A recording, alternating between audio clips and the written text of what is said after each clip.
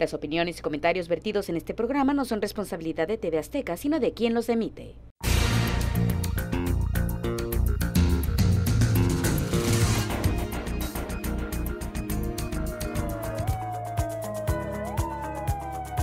Inseguridad en la frontera. Soluciones que no llegan. No podemos negar que es un magno problema que sucede y angustia en la mayor parte de nuestro país. Son pocos los estados de México que pueden exhibir cifras alentadoras a este respecto. Sin embargo, aquí en nuestra frontera parece acentuarse más, debido a la cantidad de gente que recibe diariamente, proveniente de muchas direcciones y de nuestro país vecino del norte, que no ceja en su intento por frenar la inmigración ilegal, ahora con mayor rudeza y el agregado de cero tolerancia. ¿Qué debemos hacer en estos casos que rayan en el dramatismo? ¿Cómo van a solucionar las autoridades competentes este problema? ¿Es tarea de todos? ¿Queda lugar para un camino viable de solución? Hoy, sobre la mesa, nuestros expertos invitados en el tema nos despejarán muchas dudas y aportarán sus valiosos puntos de vista para que usted se forme la mejor opinión. Buenas noches y bienvenidos a un nuevo programa donde pondremos aquí sobre la mesa un tema de interés general. Es tan de interés general que por eso me tropecé. Le voy a dar las gracias a mis invitados de lujo de hoy. Muchísimas gracias por estar con nosotros esta noche, a la doctora Lorena Pérez Floriano y al doctor José María Ramos. Vamos a leer brevemente un currículum de los dos, empezando por Lorena, así que los invito a ver esta breve reseña del currículum vuestro. Muy bien. Lorena Pérez Floriano es doctora en Psicología Industrial Organizacional. Su investigación se encuentra enfocada al comportamiento organizacional transcultural, percepción de riesgos en el trabajo y seguridad industrial, además de la justicia, cultura y sus efectos en las prácticas de recursos humanos en Latinoamérica. Actualmente es investigadora del Departamento de Estudios Sociales del COLEF, donde presentará el estudio sobre los efectos comunitarios e institucionales que influencian el riesgo asociado con la profesión de policía.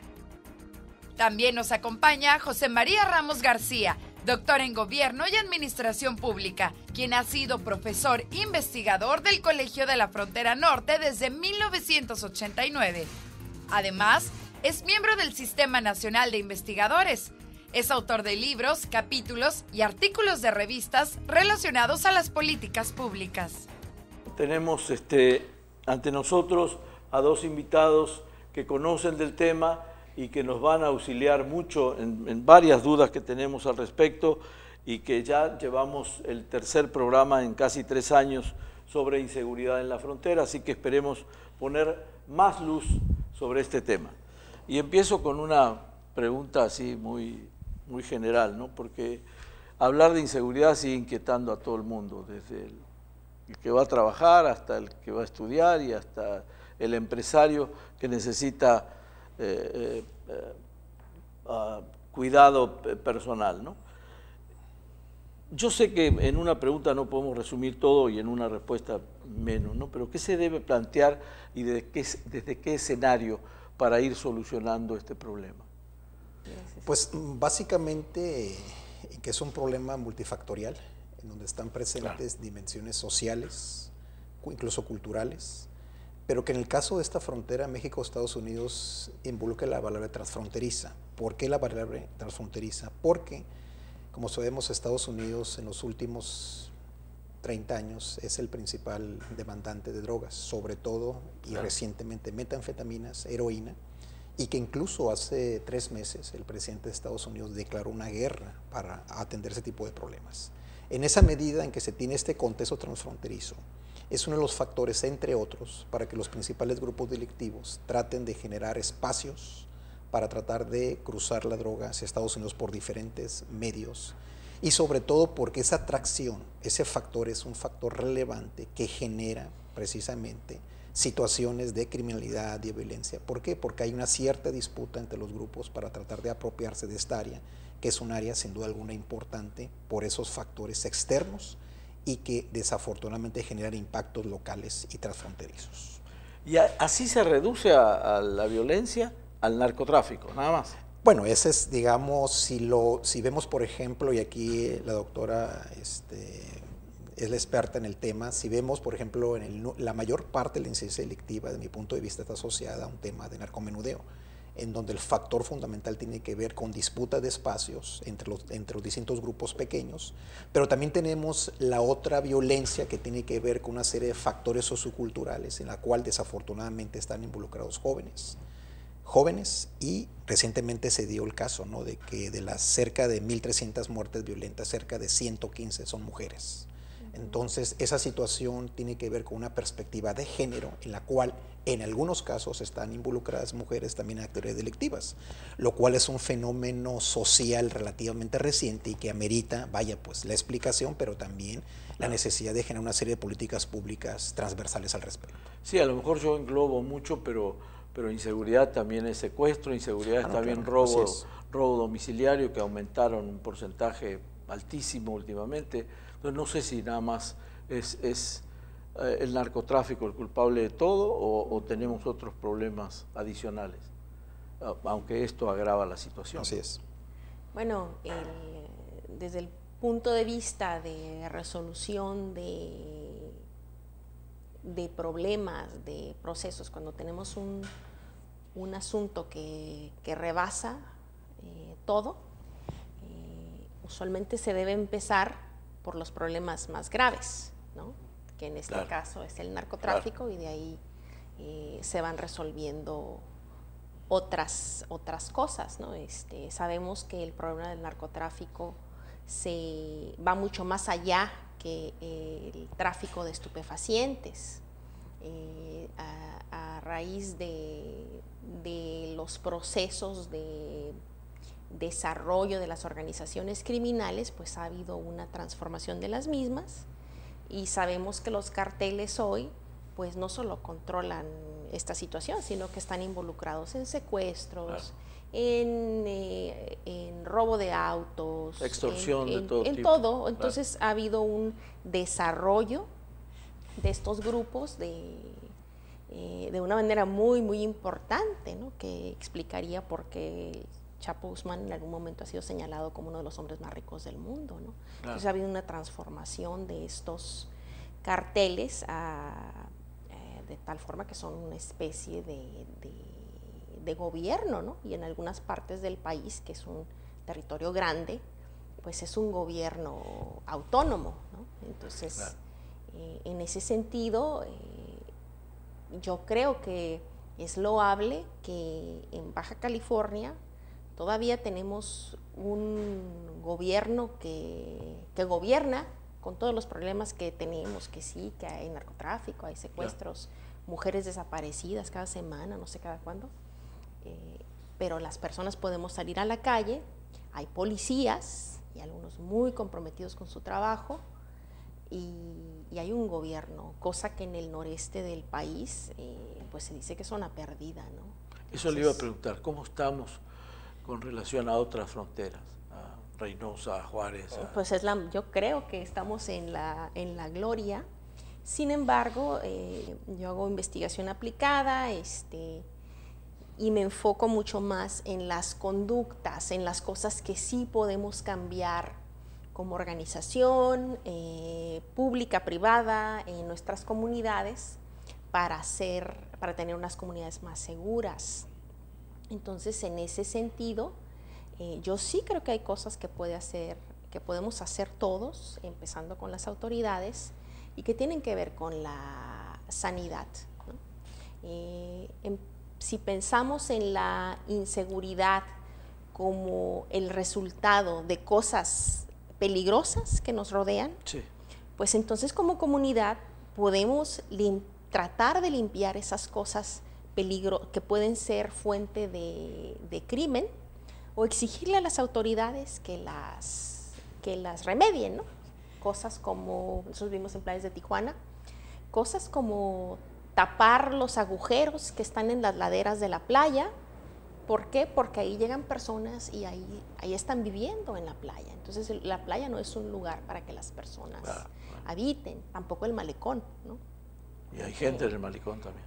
Hay gente en el malecón, entonces en agujeros, ¿no? Entonces dices, bueno, pues a lo mejor no, a lo mejor cosas como pues poner unos cactus o limpiar ahí para que eso, pues que eso no ocurra, que sabemos que la delegación hace su esfuerzo y todo, pero es insuficiente. Otras cosas que también vivimos en playas y en muchas partes de la ciudad es salones de fiesta sin control. Ahora aparecen entre cada casa y sabemos que en los salones de fiesta pues hay alcohol, hay oportunidades de situaciones que no son adecuadas a la ciudadanía. ¿Por qué? Porque estos salones de fiestas están incrustados entre las residencias, ¿no? En zonas residenciales. Entonces ese tipo de cuestiones que son cuestiones de sanidad, ¿no? Sí. De sanidad, dices, la gente tiene derecho a dormir. Claro. Y no tienes por qué tener a unas personas borrachas tapándote entradas de tu casa. Entonces, cuestiones que entre todos podemos remediar. Estoy ahora en la Asociación de Colonos de Playas y decían, bueno, pues es que hay cosas como saca la basura el día que te toca, el día que va a ir la persona a recoger la basura. ¿Por qué? Porque si la sacas un día antes, pues llega un pepenador y su interés es ver qué documentos tienes, qué es lo que gastas y a lo mejor el día de mañana va a estar adentro de tu casa, ¿no? Claro. Cuando usted decía recién todos, y no solo el gobierno, debemos hacer algo para evitar, ¿cómo puede hacer la gente de a pie para desde su trincherita, desde su casa, tratar de contribuir a que esto no avance? O mediante denuncias, ¿cómo sería la mecánica? ¿Qué haría la gente para contribuir? Con cosas prácticas, ¿qué podría hacer la gente cuando, por ejemplo, en el caso del narcotráfico, en el caso de las tienditas, en el caso del menudeo, qué puede hacer la gente? ¿Denunciar? Pues sí, lo ideal sería la denuncia, pero si recordemos hace 10 años, cuando la situación en Tijuana era muy compleja, porque ahí creo que estaba vinculado tanto secuestro, extorsiones y además incidencia delictiva. Ahí en ese entonces había un problema de desconfianza en las autoridades locales y estatales. ¿Y qué sucedió ahí? Hubo una intervención del ejército de una manera muy importante a través del general Duarte, que generó una serie de mecanismos de cooperación con la Secretaría de Seguridad Pública Estatal. Incluso se asignó un número, ¿no? Hay que recordar un número. Entonces, esa situación de confianza para denunciarlo fue un factor, entre otros, que coadyuvó a reducir hace 10 años la problemática en la materia. Y ahora aparentemente no existe ese nivel de confianza. Y ese es un reto de la política pública para generar esos espacios de confianza que permitan las denuncias oportunas, pero también el seguimiento y en su momento la sanción y el encarcelamiento. Y ahí es donde entra también la otra figura que consideramos que ha sido un factor que ha estado coadyuvando en la problemática, que es los nuevos espacios que genera el nuevo sistema de justicia penal, ¿no? Que en algunos tipos de delitos genera cierta flexibilidad y que, por ejemplo, el uso de traer armas con determinadas características indica que no es un delito. ¿Sí? Entonces, es una situación, bueno, se han dado varios casos aquí en la ciudad de Tijuana de que personas que traen determinadas armas pues salen porque no hay un delito que perseguir y bueno, eso es una situación preocupante. Ahora bien, aquí lo ideal es que precisamente se denos ese espacio de denuncia de en nuestro caso los ciudadanos, con las instancias correspondientes y que posteriormente a esas denuncias se hagan las acciones debidas. Pero aquí ahí existe un problema que me parece que se debe de atender, porque al igual que los otros problemas que estamos comentando, por ejemplo, esa desvinculación entre las autoridades y el fortalecimiento de los espacios sociales, sobre todo en la delegación de la periferia, en donde estamos viendo que cerca del, cuando menos el 60% de los homicidios los se están dando en 3 delegaciones. Entonces, ¿eso qué está meritando? La necesidad, un poco lo comentaba la doctora, la necesidad de una apropiación integral de esos espacios públicos. ¿Por qué? Porque hay jóvenes que al no tener alternativas laborales ni educativas se dedican a actividad al narcomenudeo o a los robos, en donde se da esa asociación que es gravísima, ¿no? Entonces, he ahí la otra parte, ¿no? que se comentaba, no es únicamente la variable asociada con homicidios de carácter federal o vinculados con el narcotráfico, sino delitos del fuero común que desafortunadamente en el Estado... Ahora, el problema se agudiza si hay que empezar por generar confianza en las autoridades o o la gente no confía en la policía o no confía en las autoridades, se complica todavía más, ¿no? Porque si no hay confianza para la denuncia o si no está ese vínculo bien establecido, pues, o la otra carencia de policía, por ejemplo. Estaba viendo hace poco que en el reclutamiento de policías sigue habiendo una carencia en el municipio terrible, porque los muchachos o no dan el ancho o no quieren trabajar de policía. Yo ahí pondría mis dudas al respecto, ya que el sistema de control de confianza de la policía no es transparente. No sabemos cuáles son los factores que llevan a que una persona sea de confianza o de desconfianza. En otros países, para determinar que una persona es apta para hacer el trabajo, se debe de revisar tarea por tarea, que las tareas componen un puesto, qué tanto las aptitudes de los individuos se adecúan a este rol, ¿no? En entrevistas con algunos policías, porque yo hago investigación con policías, decían, bueno, es que a veces parte de las exámenes de confianza, del control de confianza, tienen que ver con las relaciones familiares de un individuo, ¿no? Entonces, a lo mejor, es lo que estas personas me decían, a lo mejor alguien tuvo un familiar que estuvo en prisión, por ejemplo, pues dicen, es que a lo mejor por esa situación, y a lo mejor me equivoco, ojalá sea así, pero a lo mejor por esa situación la persona ya no pasa el control de confianza.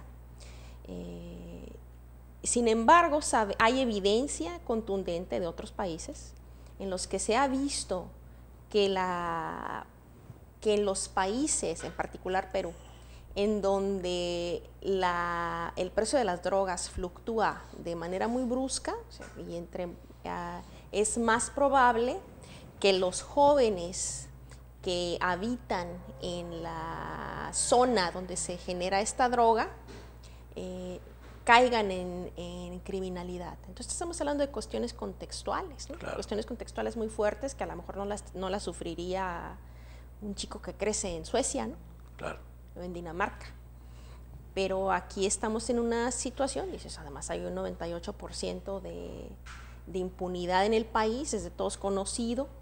Entonces a las personas pues se les debe de juzgar, desde mi expertise de psicología del trabajo, por sus capacidades y su desempeño de vida. Entonces, tal vez esta es una cuestión que se puede revisar, ¿no? en el reclutamiento de policías. En la investigación que yo he hecho con policías, he visto que hay una relación muy fuerte entre tener familiares en la profesión y su desempeño en la policía. El trabajo de policía es un trabajo muy noble, del que muchas personas tienen una visión muy sesgada y negativa de ellos, y estas visiones sesgadas y negativas pues llevan, como dices, a demeritar la confianza hacia la policía, y pues es bien sabido que el quehacer policial se hace a través de la denuncia ciudadana. Entonces, esas cosas de series donde salen resolviendo casos ahí muy interesantes, pues son una pequeñísima minoría. O sea, la labor de la policía se hace por la denuncia ciudadana, y si no hay confianza en la policía, pues tenemos un tremendo problema. Y he de decir que en los últimos años ha subido la confianza,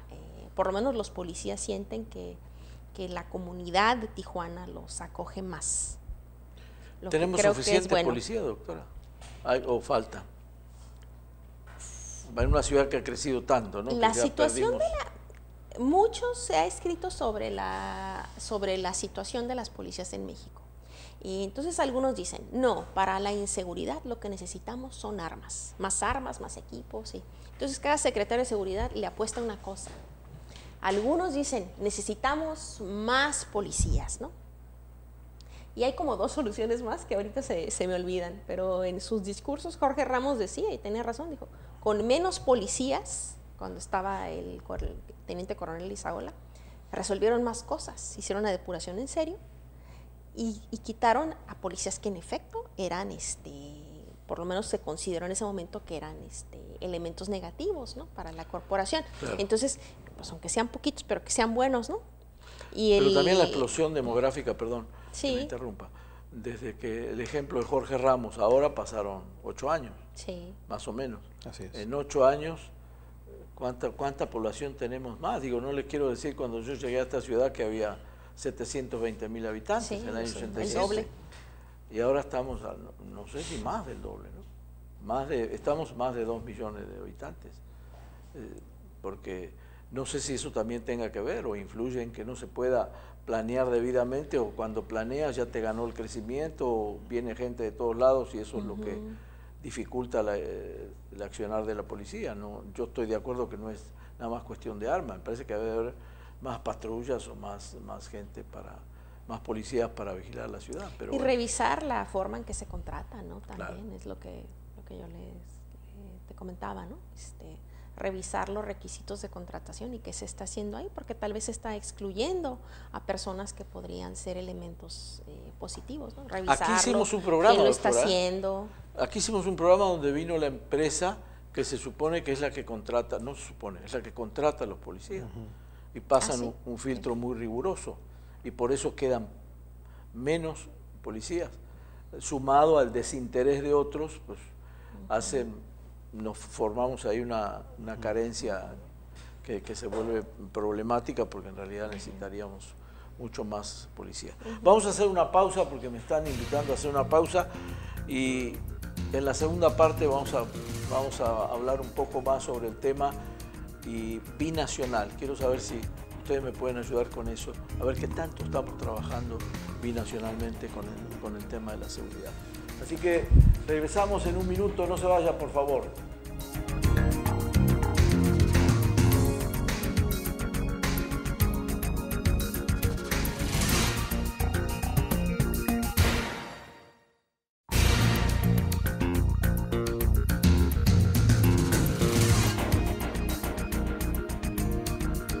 Muchas gracias por seguir con nosotros.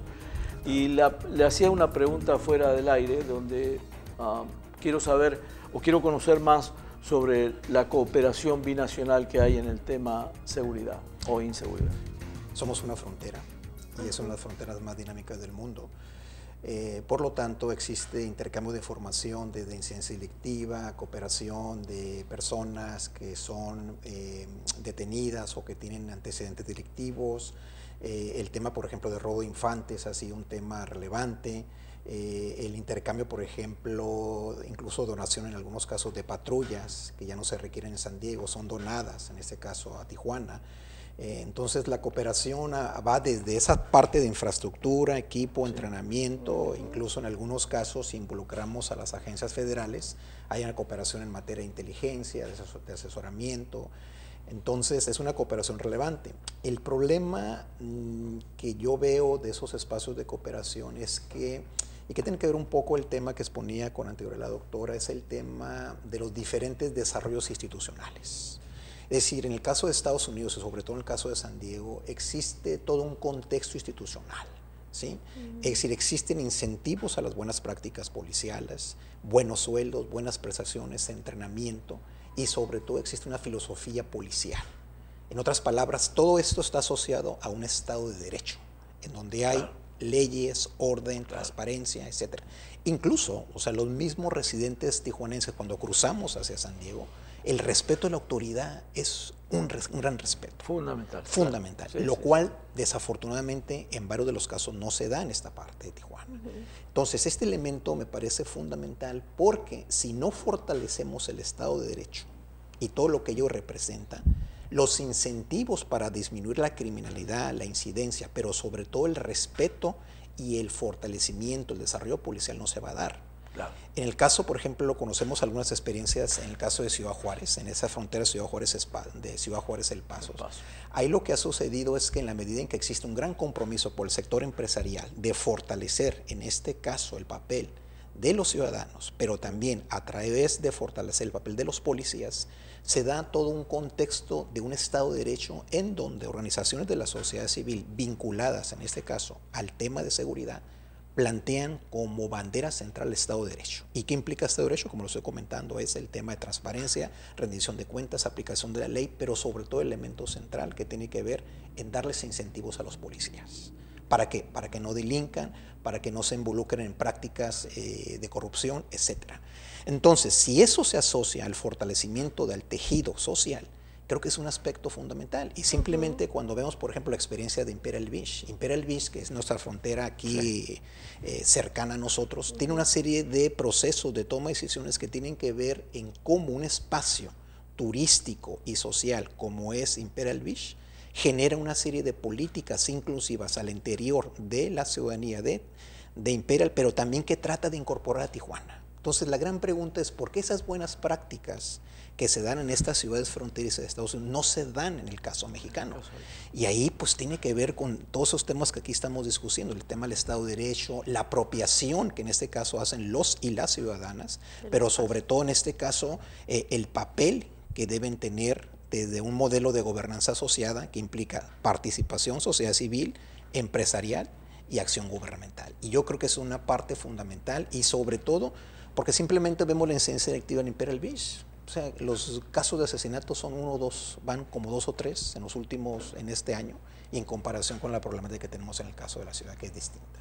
Es verdad, las comparaciones son odiosas, pero a veces son necesarias, ¿no? Sí, pero ahí viene el reto, lo interesante, o sea, cómo nos apropiamos de esas buenas prácticas, cuál es el reto que tiene Tijuana y sobre todo en este caso el compromiso de la academia, el sector empresarial y la sociedad civil para avanzar en una estrategia que sea integral y sobre todo que se reconozcan esas buenas prácticas. Sí, porque es muy fácil reducirlo, es una cuestión cultural, ¿no? Pero yo creo que no necesariamente, es verdad, doctora. Bueno, cuando tenemos instituciones gubernamentales que están hechas para sacar sistemáticamente el mismo producto y es un producto podrido, pues entonces tenemos un problema muy fuerte y la manera en que la gente va a tratar de sobrevivir con ese problema tan fuerte es racionalizándolo. Y cuando estas racionalizaciones se generalizan en el grupo que las vive, pues eso es la cultura. Claro. En algún momento colegas que tenemos en Matamoros o Laredo decían, no, pues es que la gasolina es más barata con los Zetas, ¿no? Entonces allá es totalmente normal que las personas vayan y compren la gasolina con los Zetas, ¿no? Con los guachicoleros, ¿no? Que les llaman. Entonces incluso algunas personas dicen cosas como que es que ellos están haciendo una labor social que no hace el gobierno. Entonces puedes tratar de pensar, bueno, esas son racionalizaciones que la gente hace sobre una cuestión podrida. Le comentaba al doctor hace un rato, es que hablando ayer con mi sobrino que se dedica a cosas de energía, me decía, es que desde hace más de 10 años que México viene reportando pérdidas de energía que varían entre el 15 y el 18%, consistentemente. Entonces dices, ¿cómo es posible que es 15 y 18%? O sea, energía eléctrica, petróleo. Entonces, eso te habla de procesos, pensando como la fábrica de las tortillas o la fábrica de llantas de coches, procesos que están hechos para tener un 15-18% de pérdida o defecto. Entonces, ese es el gran reto para el nuevo gobierno, de la transición. Claro. ¿Cómo arreglar estos procesos gubernamentales que están hechos para ser chuecos? ¿no? Claro, ya están construidos para Están construidos para ser chuecos. Entonces, y lo vivimos en municipio, gobierno local, gobierno estatal, gobierno federal, que dices, bueno, pero ¿cómo no pasa esto? Y la gente te dice, es que fueron omisos. Yo hace poco me enteré que omisos es una manera de decir, hay corrupción, ¿no? O sea, ok. Pero es bien interesante. Sería hacer de la vista gorda. Ajá, dice, fueron omisos, es que no me enteré, claro. ¿no? Entonces, el reconstruir estos procesos gubernamentales para que del 15-18% se baje hasta lo que en organizaciones privadas lleva a modelos casi perfectos de producción. Entonces hemos hablar de Seis Sigma. Claro, pues Seis Sigma, ¿qué es? Es una curva de Gauss, ¿no?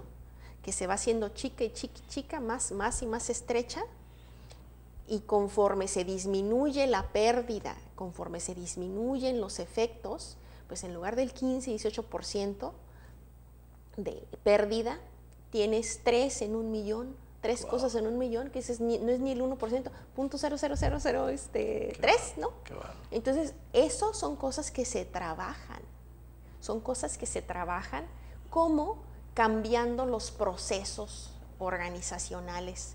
Y en el tema que nos compete, eso tiene que ver, claro, que con el ejercicio, con el sistema judicial, que se la llevan boicoteándolo para que no funcionen juicios orales y una serie de reformas que sí son importantes, pero que continuamente hay las fuerzas de los corruptos que quieren impedir los cambios.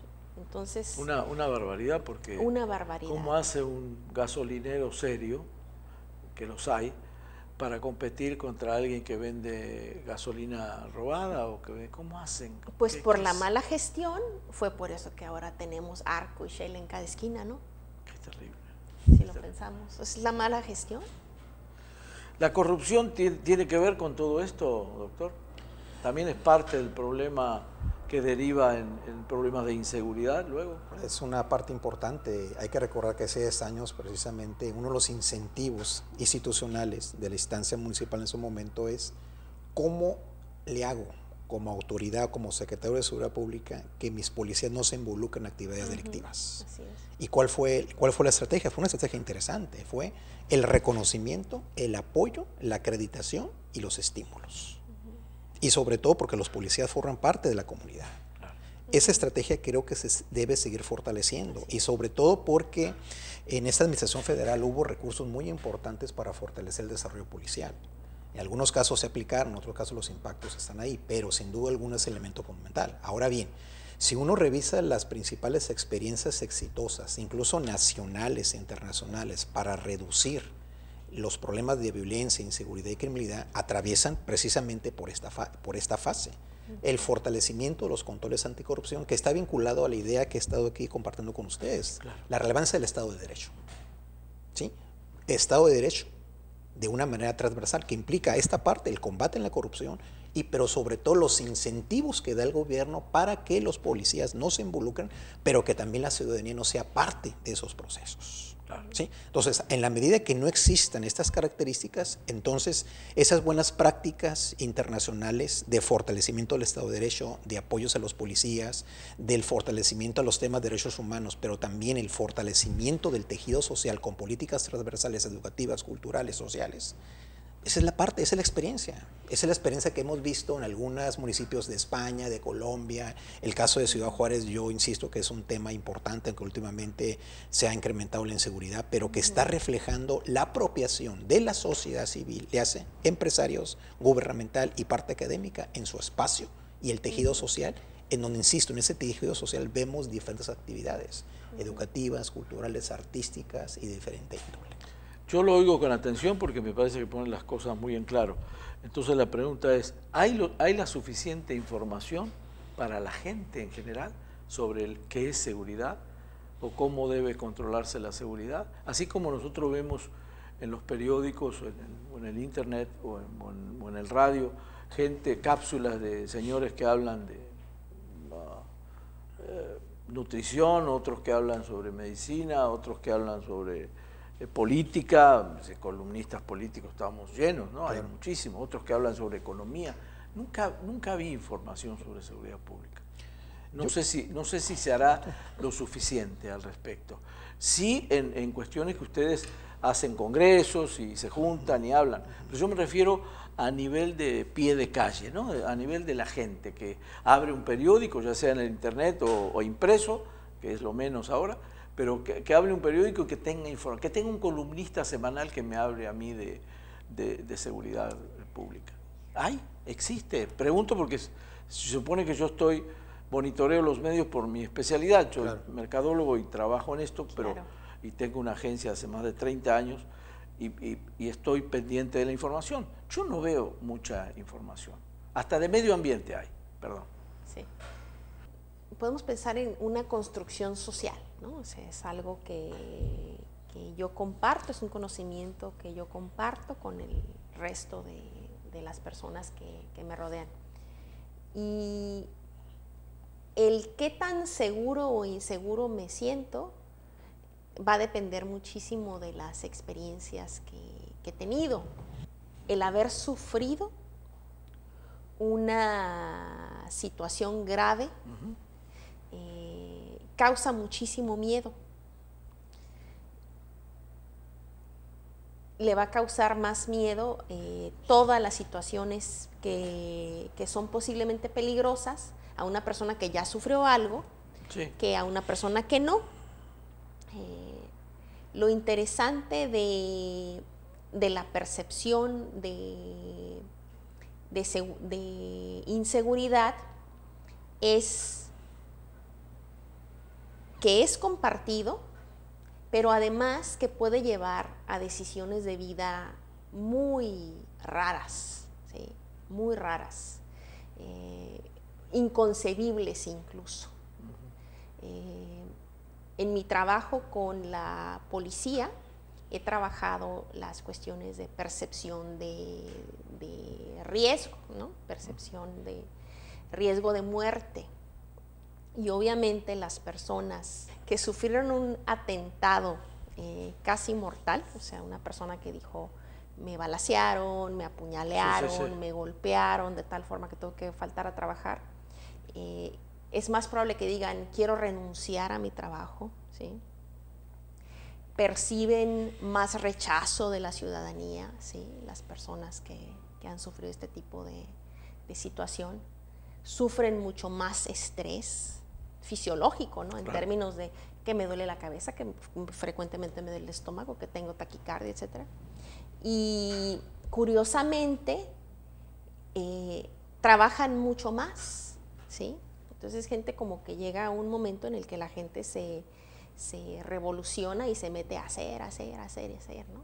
Igual son los policías que quedan, ¿no? Los que han sobrevivido a los atentados, los que contestan ese tipo de situación. En la población civil, este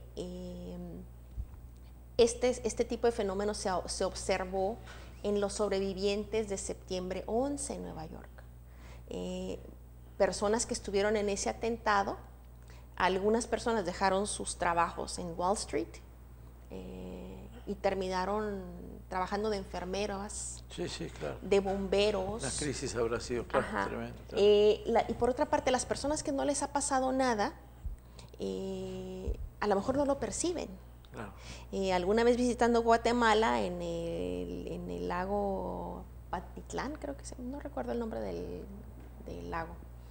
Había un lago, había un pueblito, Santiago se llamaba el pueblito, y yo les pregunté, oye, ¿y qué no hay mucha inseguridad en esta zona? Porque yo recordaba que había habido un montón de muertos ahí, ¿no? Por la guerra, y todo. Dijeron, no, aquí es muy seguro, aquí no pasa nada, pero allá lejos, y un pueblo que se miraba perfectamente en el otro lado del lago, allá sí ha habido muchos muertos, pero aquí es muy seguro.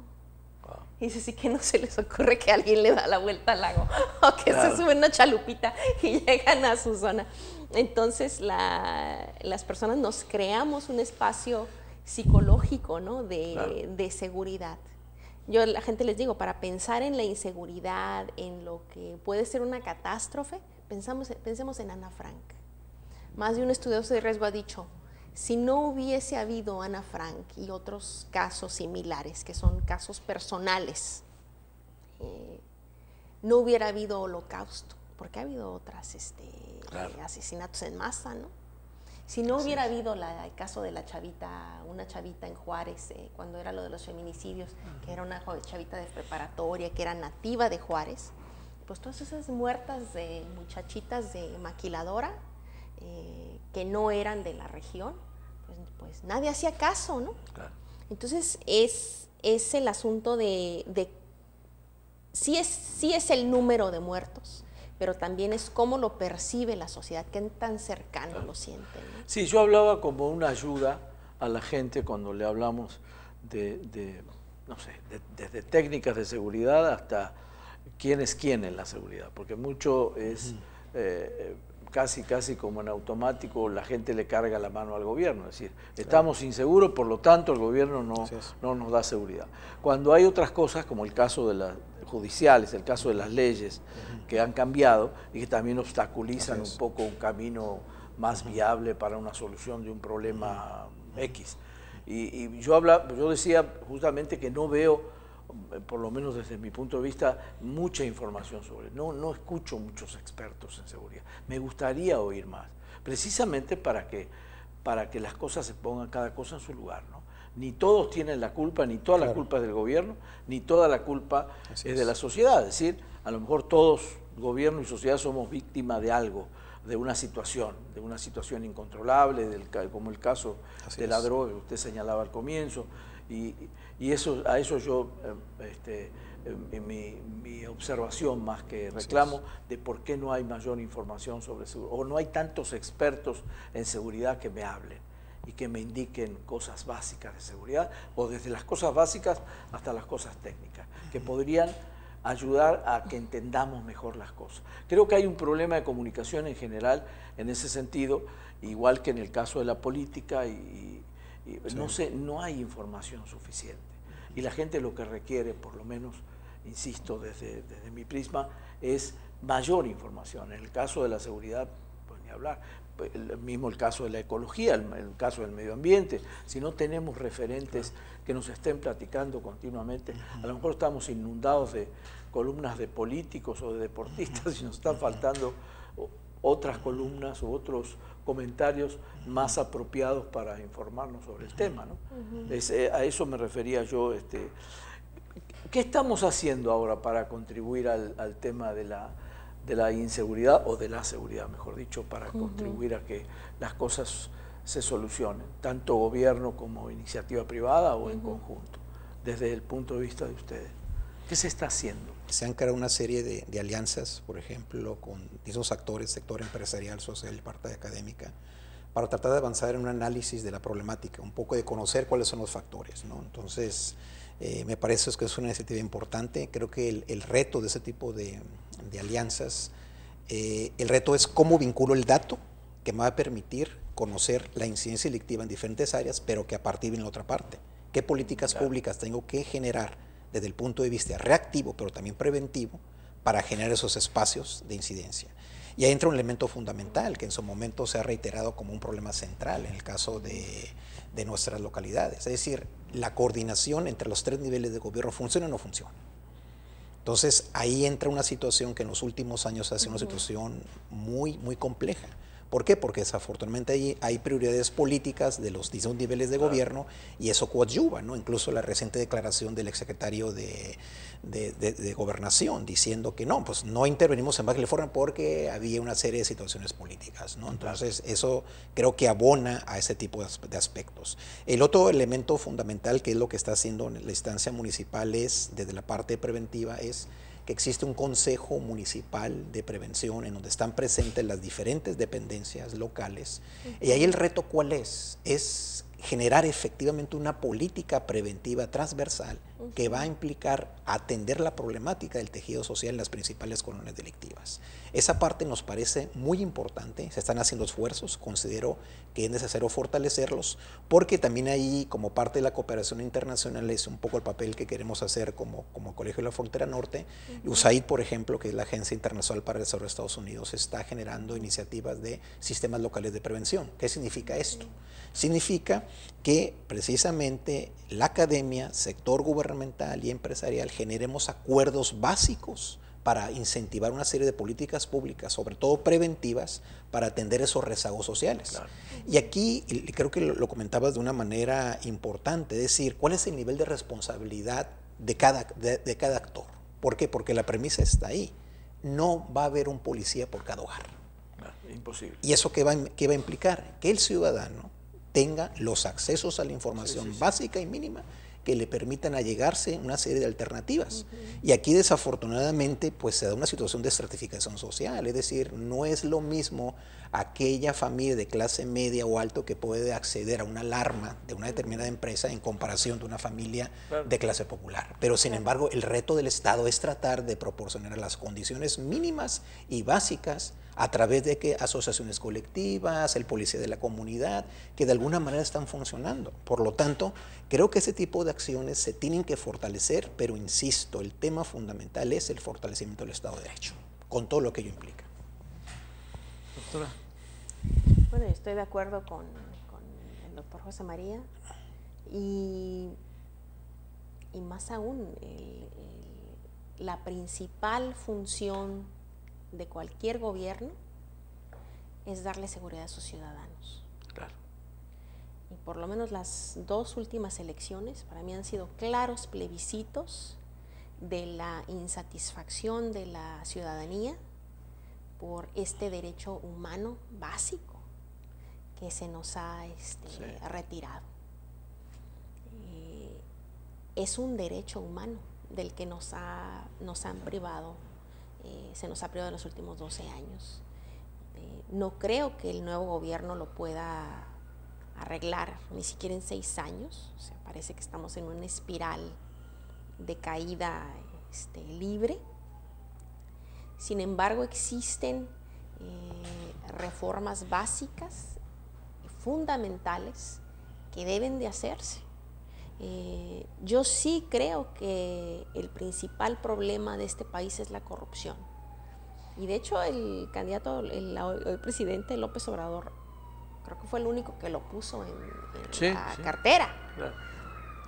Si pensamos en estos procesos de los que platicábamos, que están intrínsecamente tejidos en todo el quehacer gubernamental, en todas las prácticas diarias, si se llegase a eliminar los mayores trabas para que fluyan los procesos gubernamentales de forma sana y honesta, daríamos pasos gigantes, ¿no? Entonces, por ahí yo creo que hay mucho que hacer, igual no puede que sea tan complicado. La llegada de un nuevo gobierno puede cambiar las cosas, porque el problema es cuando se trae un proyecto de largo aliento, o por lo menos de 6 años, llega un nuevo gobierno y las cosas, hay otra interpretación de lo que es el tema de la seguridad y cambian todos patean el tablero y a empezar de nuevo. ¿Corremos ese riesgo de que lo hecho hasta ahorita tenga un cambio? Pues ojalá. Sí, ok. Ojalá, porque el enfoque de los gobiernos que hemos tenido ha sido en cosas como esta. Vamos a sacar a los malos policías, vamos a limpiar la corrupción de abajo hacia arriba. Y así no es. Claro. Así no es. En Colombia así no se hizo. O sea, ¿cómo que de abajo hacia arriba? Se limpia de arriba hacia abajo. Muy bien. ¿No? Muy bien. Quisiera darme un resumen, doctor, así de 1 minuto que me están haciendo señas. Pues básicamente que la ciudad de Tijuana tiene una serie de retos, dilemas, pero también oportunidades. Y que en la medida en que avancemos de manera colectiva, parte académica, sociedad civil, empresarial y gobierno, sobre planes estratégicos viables de corto, mediano y largo plazo, y sobre todo con esta nueva perspectiva de un nuevo gobierno federal que puede generar algunas opciones, creo que se puede atender la problemática. Queda claro que no es fácil. No, claro. Queda claro que es un problema multifactorial que hay que atender en cada una de sus ramas, pero le ven en este sentido, ven una solución posible a todo esto con con el correr del tiempo. Bueno, les quiero agradecer muchísimo, de veras que hayan estado conmigo, por lo menos me abrieron la mente mucho, así que espero que al auditorio igual, y quedamos abiertos para otra posibilidad de seguir hablando de, más que de inseguridad, de seguridad. La próxima los invito. Muchísimas gracias. Muchas gracias. Encantados. Y a ustedes gracias por acompañarnos nuevamente aquí para poner sobre la mesa los problemas que nos interesan a todos. Gracias, buenas noches. Gracias, buenas noches. Hasta luego.